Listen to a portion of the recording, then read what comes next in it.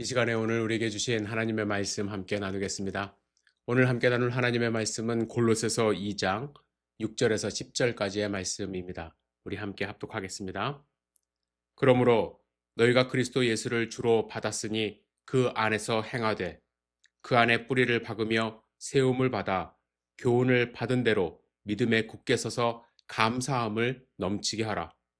누가 철학과 헛된 속임수로 너희를 사로잡을까 주의하라.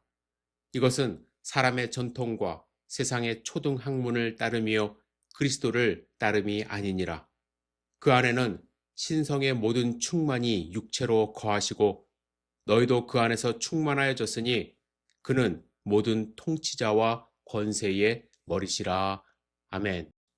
오늘 주실 말씀을 기대하며 잠시 기도드리겠습니다.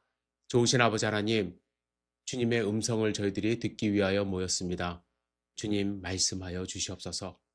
사람의 생각과 말은 그리스도의 십자가로 가려주시고 오직 예수 그리스도의 복음만을 우리가 받을 수 있도록 인도하여 주시옵소서. 주님의 말씀이 우리의 삶의 힘과 능력이 될 수 있도록 인도하여 주시옵소서. 예수님의 이름으로 기도드렸사옵나이다. 아멘. 기술 발달에 관련된 신문 기사를 접하면 놀랄 수밖에 없습니다. 여러분, 1990년 미국 나사에서 지구 상공 약 559km로 쏘아 올린 허블 우주 망원경이 있다는 것 여러분들 아십니까? 이 망원경은 무게가 약 12톤 정도 되는데요. 이는 인공위성이자 망원경이라고 합니다. 지구에서 우주를 바라보면 공기오염 또 대기권 등의 영향으로 제대로 된 우주를 관찰할 수 없기 때문에 우주 궤도에 인공위성처럼 만든 망원경을 놓고 우주를 관측하기 시작한 것입니다. 벌써 30년이 훨씬 지난 일인데 이러한 기술이 미국에 있었던 것이죠. 이 허블 망원경으로 찍은 아주 유명한 사진 하나가 있는데요. 허블 울트라 딥 필트라는 사진입니다. 이 사진은 약 21일 정도 아무것도 보이지 않는 빈 공간을 찍은 것인데요.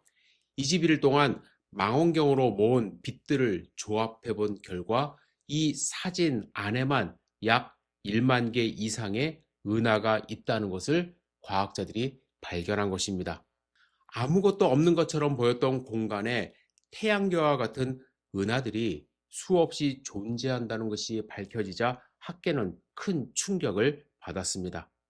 그리고 우주는 지금도 계속 팽창하고 있기 때문에 지구의 해변과 사막에 존재하는 모래의 개수를 합친 것보다 우주에 별들이 더 많이 있다는 것이 이제 정설로 받아들여지고 있습니다.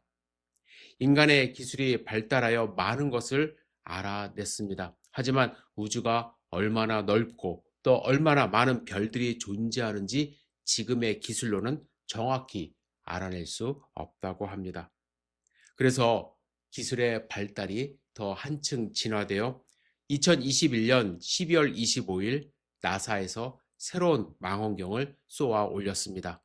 이름은 제임스 웹 우주 망원경입니다. 나사에서 상당히 오랜 기간 준비한 망원경인데요. 이렇게 오래 준비한 이유는 한 번 발사하면 되돌릴 수 없기 때문에 실험에 실험을 걸쳐서 제작비만 약 10조가 투입된 망원경을 2021년에 쏘아 올린 것입니다. 이 망원경을 통해서 학자들이 기대하는 것은요, 우주가 언제 그리고 어떻게 탄생했는지를 알아내고자 하는 것이라고 합니다. 저는 인간의 이러한 기술 발달 또한 노력이 우주의 신비로움을 밝히는데 많은 도움을 준다고 생각합니다. 하지만 이렇게 과학이 발달하여 우리가 많은 정보를 얻을 수는 있지만 또한 반면에 우리가 알 수 없는 영역도 많다는 것을 발견한다고 저는 생각을 합니다.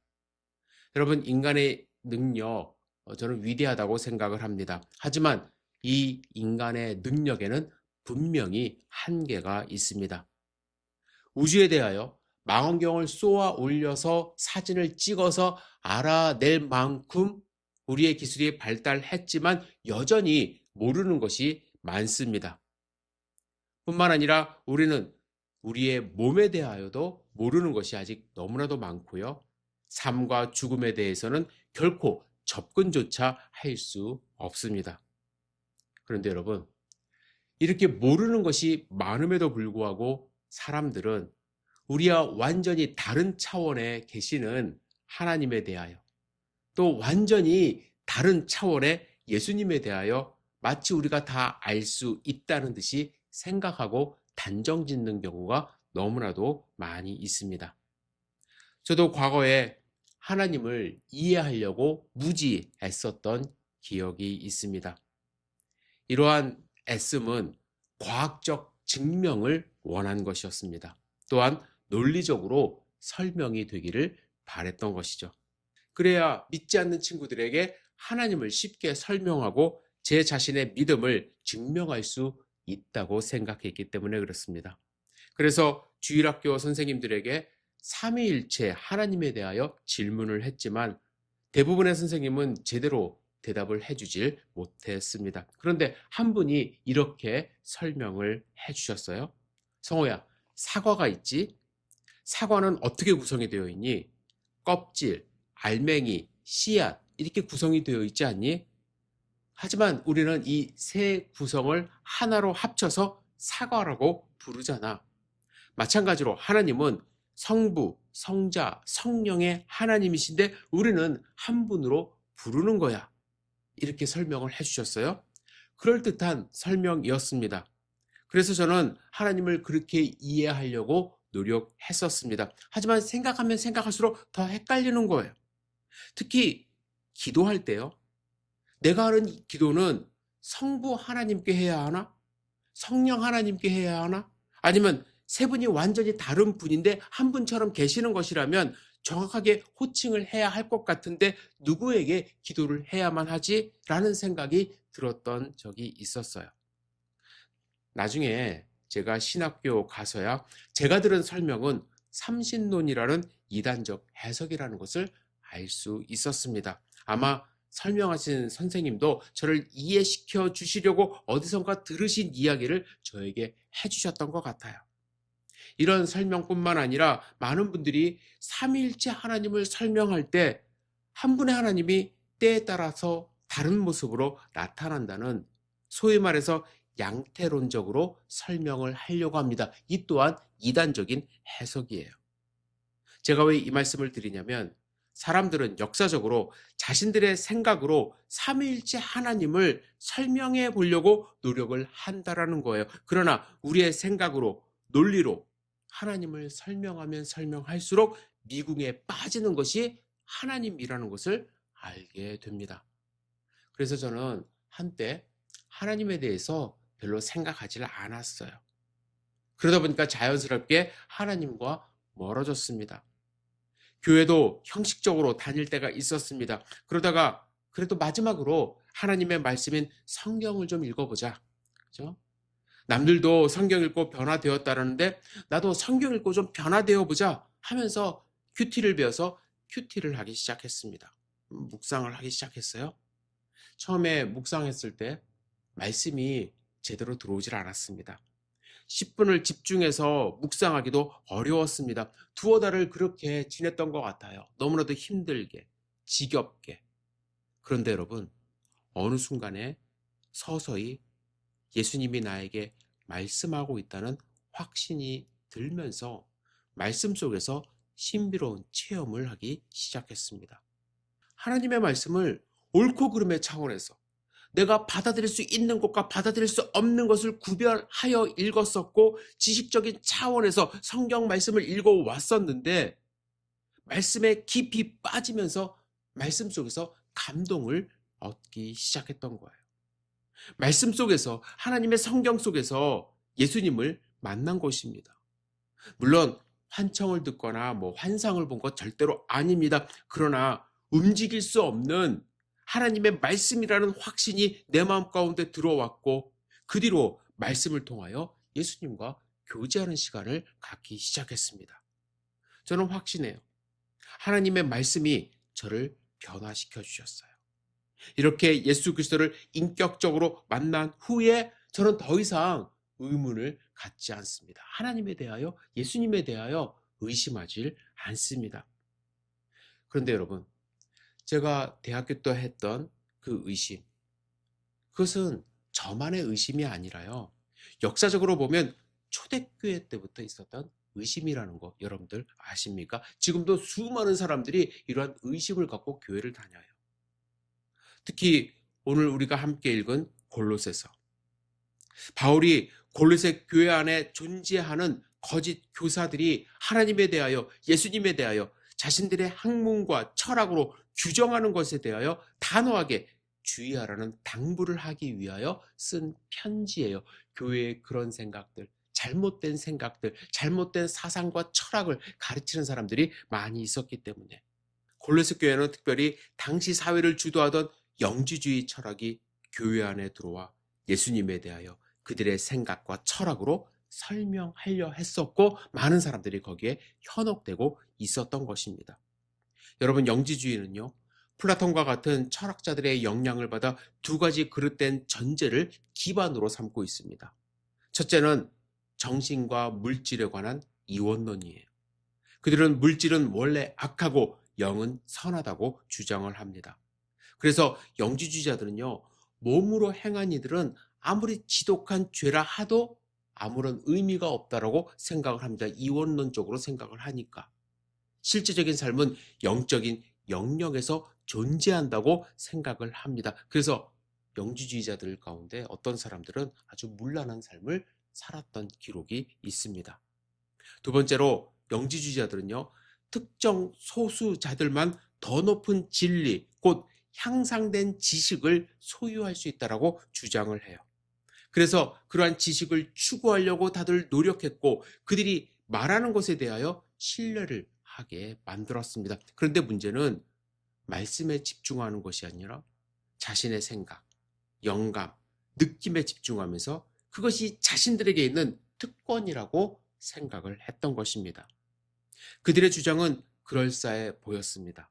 그러나 자신들의 욕구를 채우고자 만들어낸 논리에 불과하다고 저는 생각을 합니다. 그리고 자신들이 만들어낸 관점을 가지고 그들은 예수님을 바라본 것입니다. 그래서 그들은 예수님이 이해되질 않았어요. 하나님과 완전한 신인과 또 완전한 인간이신 예수님이 결코 이해되질 않았던 것이죠. 그래서 그들은 어떻게 생각했냐면, 예수님의 육체는 실제가 아니라 단지 육체적으로 보였을 뿐이라고 주장을 합니다. 하나님의 영은 침례 받으실 때에 그리스도에게 내려왔다가 예수께서 십자가 상에서 처형되기 직전에 떠났다라고 그들은 생각을 해요.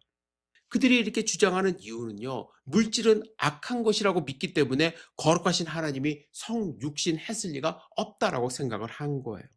나아가 물질 세계가 악하다고 믿었기 때문에 하나님이 세상을 창조하실 수 없을 거라 생각했고, 만일 그리스도가 하나님이라면 그분은 단지 영적인 세계만 알고 계실 것이라고 그들은 추론했던 것이죠. 사람들은 하나님이 성육신 하셨다라는 것보다 이러한 설명이 설득력 있다라고 생각을 하여 많은 사람들이 이 주장을 따르게 된 것이죠. 이렇게 잘못된 주장의 교인들이 현혹되었다라는 것을 바울이 들은 것입니다. 그래서 골로새 교회에 편지를 쓴 거예요. 편지를 쓰면서 바울은 그들에게 무엇을 어떻게 설명해야 할까 고민을 많이 했을 것입니다. 왜냐하면 바울도 한때 예수님을 믿지 못할 때가 있지 않았습니까? 예수 믿는 자들이 거짓말을 한다라고 생각을 해서 그들을 잡아 가두는 일에 앞장을 섰습니다. 하지만 그가 직접 예수님을 만났어요. 예수님을 만나보니까 구약에 기록된 예수님에 대한 모든 예언의 말씀을 사실대로 받아들이기 시작한 것입니다. 그래서 바울은 잘못된 믿음을 가진 사람들을 생각할 때 자신의 과거도 떠올라 안타까운 마음이 있었던 것입니다. 사람들이 만들어낸 세상의 초등 학문과 철학에 현혹되어 예수님을 잘못 생각하는 그들이 가슴 아팠던 것입니다. 그래서 바울은 직접 그들에게 가고 싶었지만 지금은 감옥에 있는 상황이라 골로새서를 통해 세 가지를 분명하게 말하고 있습니다. 첫째, 그가 말하는 분명한 사실은 무엇이냐면 골로새 교인의 정체성입니다. 1장 2절을 읽겠습니다. 시작. 골로새에 있는 성도들 곧 그리스도 안에서 신실한 형제들에게 편지하노니. 바울은요, 이 짧은 구절에서 골로새 교인들이 갖고 있는 세 가지 정체성을 분명히 선포합니다. 첫째는 성도들이래요. 성도라는 헬라어는요, 하교스라는 단어로 이는 그냥 거룩한이라는 형용사입니다. 그들은 거룩한 사람들이에요. 거룩한 사람. 이미 거룩하여진 하나님의 백성들입니다. 두 번째, 그들은 신실한 사람들이래요. 신실한이라는 것은요, 충실한 혹은 믿음이 있는 이라는 단어 뜻입니다. 그리고 마지막으로 바울은 그들이 그리스도 안에 있다라고 표현을 합니다. 여러분, 골로새 교인들이 거룩하고 믿음이 있는 것은 어디에 있기 때문이에요? 그리스도 안에 있기 때문에. 그리스도 안에 있을 때에 그들은 거룩할 수 있고 믿음이 있을 수 있는 것이죠. 그들은 다른 곳에 있는 사람들이 아닙니다. 그리스도 안에 있는 사람들이에요. 그리스도 안에 있기 때문에 그리스도로 인하여 거룩하여졌고 그리스도에 대한 믿음을 갖는 사람들입니다. 우리도 마찬가지예요. 우리도 그리스도 안에 있기 때문에 거룩한 사람이고 믿음을 가진 신실한 하나님의 백성입니다. 이 정체성을 여러분들 갖고 있습니까? 바울은 이 정체성을 갖는 것이 무엇보다도 중요하기 때문에 편지를 쓰면서 시작하면서 그들에게 당신들은 거룩한 신실한 그리스도 안에 있는 하나님의 자녀라고 선포하면서 글을 시작한 것입니다. 그런데 여러분, 바쁘게 살다 보면 때로는 세상 일에 정신이 팔려 살다 보면 내가 누구인지 혹은 나는 어디에 있는 사람인지 잊어버리는 경우가 가끔 있어요. 혼란 가운데 있는 경우가 있습니다.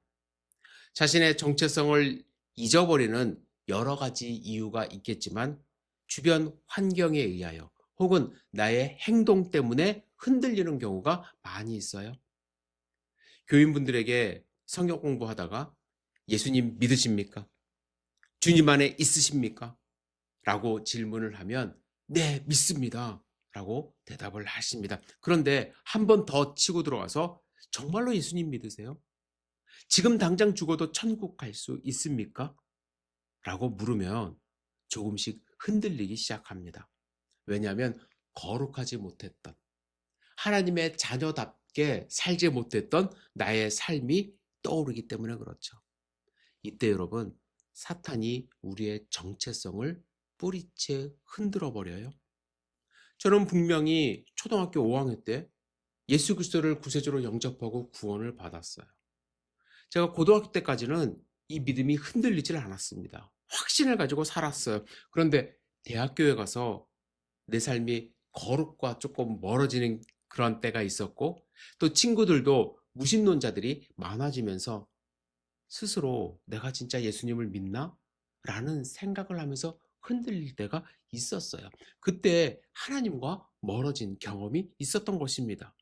하나님에 대한 의심이 깊어지고 깊은 의심의 수렁에 빠진 그러한 때가 있었던 거예요. 그래서 바울은 이렇게 권면합니다. 그 안에서 뿌리를 박으며 세움을 받아.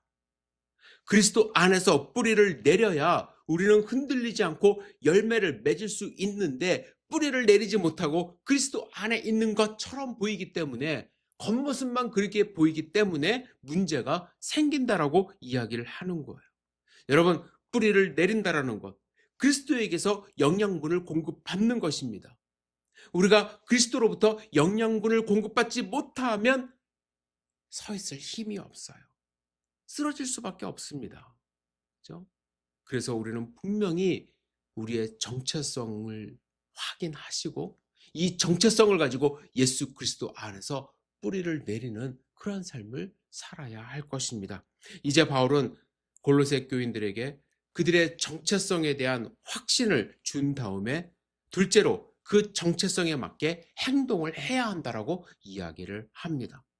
그리스도 안에 있는 거룩하고 신실한 자가 해야 한 행동은 무엇이냐면 감사와 주의예요. 오늘 본문 7절 다시 읽겠습니다. 그 안에 뿌리를 박으며 세움을 받아 교훈을 받은 대로 믿음에 굳게 서서 감사함을 넘치게 하라. 바울은 왜 감사함이 넘치게 하라고 했을까요? 여러분, 잘 생각해 보세요. 감사가 부족하면요, 기쁨이 사라집니다. 그리고 기쁨이 사라지면 사람은 다른 곳에서 기쁨을 얻으려 합니다. 주 안에서 감사가 충만하여 기쁨 있는 삶을 살아야 하는데, 그 기쁨이 없으면 분명히 다른 곳에 가서 뿌리를 내리고 싶어 하고 다른 곳으로 옮겨지기를 원하기 시작합니다. 그래서 감사가 없는 사람들은요, 거짓 선생들 혹은 세상적인 것에 현혹되기 쉬운 거예요. 반면에 감사가 넘치면 다른 말들이 귀에 들어오지를 않습니다. 내가 받은 하나님의 사랑이 너무 크다는 그 사실 하나로 감사하기 때문에 하나님의 음성에 귀를 기울이고 하나님의 음성을 들으면 또 감사함이 생기는 거예요. 그래서 다른 것에 신경 쓸 겨를이 안 생기는 것이죠. 이제 바울은 8절에 보시면요, 누가 철학과 헛된 속임수로 너희를 사로잡을까 주의하라고 권면합니다. 여기서 사로잡는다는 것은 납치하다 혹은 사로잡아가 버린다라는 의미가 있어요. 세상의 철학과 헛된 속임수는요, 나도 모르는 사이에 접근해서 우리의 생각을 송두리째 납치하듯이 빼앗아가 버립니다. 왜냐하면요, 사람이 만든 철학은 합리적이기 때문에 그래요. 세상이 만든 이단적인 생각은 합리적이에요. 그래서 우리의 생각을 어느 순간에 송두리째 빼앗아 가버리는 경우가 많이 있어요. 저와 함께 수년간 신앙생활을 하던 한 집사님이 하루아침에 자기는 한 교회로 옮기겠다고 얘기를 했는데, 그 교회가 이단교회예요. 저는 도무지 이해가 되질 않아서 그분과 만나서 이야기를 좀 나누었습니다. 그런데 그분이 뭐라고 했는지 아십니까? 그곳에 가서 설교를 들으면 모든 것이 딱딱 들어맞는다라는 거예요. 그래서 그분이 하는 이야기를 자세히 들어보니까 말도 안 되는 성경 구절을 인용하면서 예수님을 설명하고 종말론을 이야기를 합니다. 성경 안에서 막 자기들의 생각에 맞게 이렇게 조합을 한 거예요. 그런 말에 현혹되어 납치되듯이 홀려서 그 교회로 옮긴 것입니다. 여러분, 우리가 주의하지 않으면, 그죠? 하나님의 말씀에 우리가 집중하지 않으면 우리의 생각이 사로잡힌다라는 것입니다. 우리는 감사가 충만해야 하고요, 또 주의하는 삶을 살아야 할 것입니다. 이제 바울은 마지막으로 예수님은 어떤 분인가를 확실하게 이야기를 합니다. 골로새 교인들에게 이것만큼은 꼭 말해야 하겠다는 것이 바로 이 예수님에 대한 말씀입니다. 오늘 우리가 함께 읽은 본문을 주의 있게 보면요, 그리스도 안에 혹은 그리스도와 함께라는 문구가 많이 등장합니다. 이 말은 예수님은 하나님의 구원 사역의 중심에 계신다라는 것을 의미해요. 골로새 교인들이 받은 구원은 예수님이 하나님이시기 때문에 그 안에서 가능했다라는 것입니다. 9절과 10절 다시 한번 읽겠습니다. 그 안에는 신성의 모든 충만이 육체로 거하시고 너희도 그 안에서 충만하여 졌으니. 여기서 충만하다라는 것은 아주 가득하다라는 거예요. 빈틈이 전혀 없다라는 것입니다. 영주주의자들은요, 육체면 육체고 영이면 영이지 어떻게 둘이 함께 할 수 있느냐라고 주장을 하지만, 바울은 하나님 그 자체가 인간의 충만한 몸으로 태어나신 분이 예수님이라는 것을 강조하고 있어요. 그리고 그뿐만 아니라 우리도 예수 그리스도 안에 있기 때문에 하나님의 은혜로 가득하여 거룩한 하나님의 백성이 되었음을 강조합니다. 여러분, 결코 우리가 하나님이 되었다라는 의미가 아니에요. 당연하죠. 우리는 하나님이 아니에요. 신이 아닙니다. 이 이야기는 구원받은 우리는 그 자체로 하나님의 은혜가 충만한 상태이기 때문에 다른 조건이 필요 없다라는 거예요. 지식, 행동, 재물, 선행, 이런 것들은 우리를 깨끗하게 할 수 없어요. 우리는 이미 하나님 안에서 충만하여졌기 때문에 하나님과의 관계에서 어떠한 것도 부족한 것이 없습니다. 하나님은 예수 그리스도를 믿는 우리에게 사랑과 능력을 부어주셔서 충만함을 주시고 천국의 삶을 준비하게 하신 것입니다. 그래서 우리는 충만하기 때문에 다른 것을 둘러볼 필요가 없어요. 그리스도께서 그리스도인의 삶을 위한 지식과 능력의 유일무이한 근원이십니다. 그분이 우리의 생명 되시고 우리를 충만케 하시는 분이기 때문에 우리는 다른 것에 현혹될 필요가 전혀 없는 것이죠. 저는 오늘 말씀을 준비하면서 2025년도 마지막 주일 설교에 적합한 말씀이라고 생각을 했습니다. 물론 이 말씀은 우리의 믿음을 점검해 보는 차원에서 함께 나눌 수 있지만, 특별히 2025년도를 마무리하는 약 3일 남은 이 시점에서 한 해가 가기 전에 우리의 믿음에 도전을 주시는 말씀이라고 생각합니다. 다시 한번 질문합니다. 여러분, 예수님을 믿으십니까? 그렇다면 여러분들은 그리스도 안에 있는 거룩하고 신실한 그리스도인입니다. 이 정체성을 흔들리지 마시기를 부탁을 드립니다. 확실하게 마음에 새기시기를 부탁을 드립니다. 그리고 우리가 그리스도 안에 있는 사람이라면 우리는 어떻게 살아가야 할까요? 감사가 넘쳐야 합니다. 왜요? 예수님이 여러분과 저를 위하여 십자가에서 승리하시고 모든 만물의 주인임을 증명하셨기 때문에 그렇습니다. 그 예수님을 우리는 주인으로 모시고 사는 사람들이기 때문에 우리의 매사에 감사가 넘쳐야 될 줄 믿습니다. 또한 여러분, 흔들리지 마십시오. 뿌리를 내리십시오. 굳게 서십시오. 비록 우리가 힘든 한 해를 지냈다 할지라도 하나님이 세우신 그리스도의 몸된 교회는 굳게 설 것이며, 여러분 한 분 한 분도 굳게 서서 하나님이 기뻐하시는 삶이 될 것이라고 저는 확신하고, 여러분들 그 확신으로 2026년을 준비하며 또 새로운 한 해에도 감사가 넘치는 소중한 한 해 될 수 있기를 주님의 이름으로 축복합니다. 기도하겠습니다. 전능하신 주님, 2025년도 마지막 주일 예배를 저희들이 드렸습니다. 주님, 한 해 동안 우리를 지켜주시고 보호해 주신 것 감사드립니다. 그러나 우리의 삶 가운데 감사가 넘치고 있었는지 돌아볼 수 있도록 인도해 주시고, 혹시 우리의 믿음이 흔들린 것은 아닌지 우리의 삶을 돌아볼 수 있도록 인도하여 주시옵소서. 우리의 믿음을 굳게 함으로써 새로운 2026년도를 맞이할 수 있도록 주여 축복하여 주시옵소서. 우리의 삶 가운데 함께 하시는 주님을 찬양합니다. 예수님의 이름으로 기도드렸사옵나이다. 아멘.